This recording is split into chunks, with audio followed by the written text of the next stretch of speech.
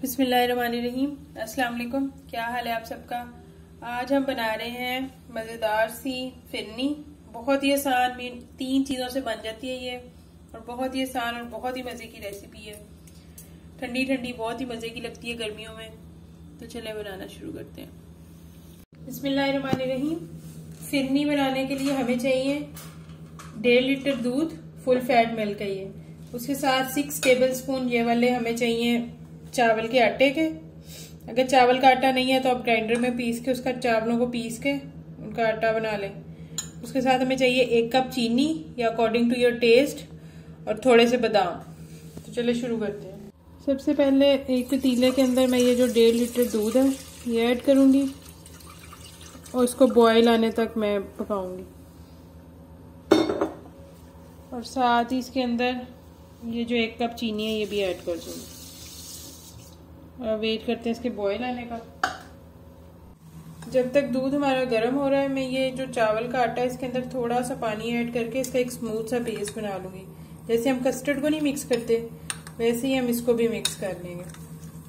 उससे ये होता है कि इजीली हमें वो डिजोल्व करना इजी हो जाता है, लम्स वगैरह नहीं बनते।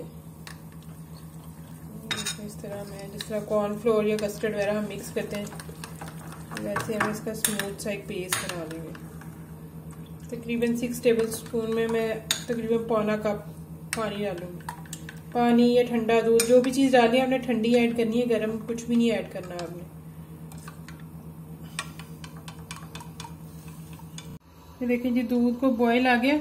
अब इसके अंदर ये जो मैंने 6 टेबल स्पून चावल का आटा पानी में मिक्स किया हुआ था, अब ये मैं थोड़ा थोड़ा करके डालूंगी और साथ साथ इसको किसी चम्मच से या बीटर से मिक्स करती रहूंगी। आहिस्ता आहिस्ता डालेंगे, थोड़ा थोड़ा करके डालेंगे, एकदम से नहीं डालना वरना लम्स बन जाएंगे इसमें। इस तरह मैं इसको डालूंगी और मिक्स करती रहूंगी।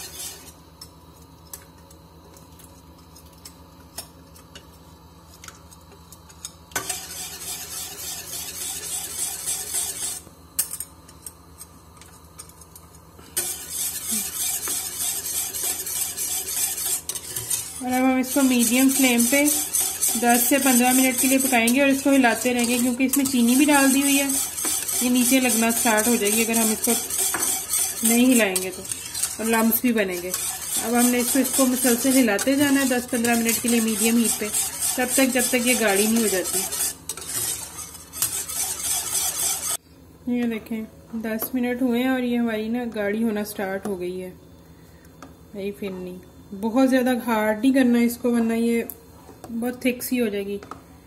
अब इस पॉइंट पे हम इसके अंदर चीनी भी टेस्ट कर लेंगे, और ये जो बादाम मैंने रखे हुए थे काट के, ये मैं इसके अंदर ऐड कर दूंगी। ये ऑप्शनल है, अगर आपको पसंद है तो आप इसके अंदर ऐड कर लें, नहीं पसंद तो रहने दें। अब इसको मज़ीद मैं 5 मिनट के लिए और पकाऊंगी और फिर मैं इसको डिश आउट करूंगी। बस इसको बहुत ज़्यादा गाढ़ा नहीं करना होता, ये मैं दिखाऊंगी आपको जो इसकी कंसिस्टेंसी हमने रखनी होती है। बस ये बिल्कुल ठीक है, इसको बस थोड़ा सा और पकाने की ज़रूरत है। ये देखें जी, मज़ीद 5 मिनट हो गए, ये हमारी फिरनी बिल्कुल रेडी है। देखें जब हम इसको इस पर डालेंगे ना, थोड़ी ठंडी करेंगे तो ये ड्रॉप नहीं होगी।